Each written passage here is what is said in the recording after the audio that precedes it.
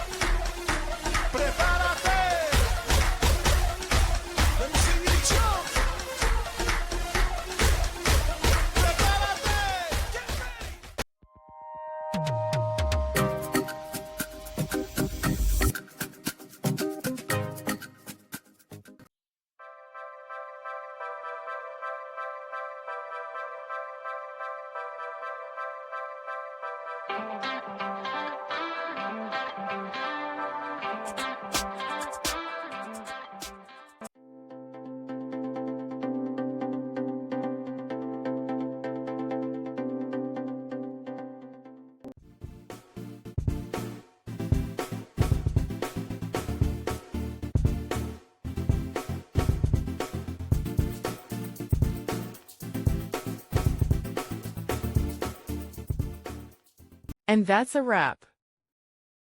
I hope you found the answer you were looking for. If you did, take a second to hit that subscribe button. It really helps out. And let me know in the comments which solution worked best for you. See you next time in the debug zone.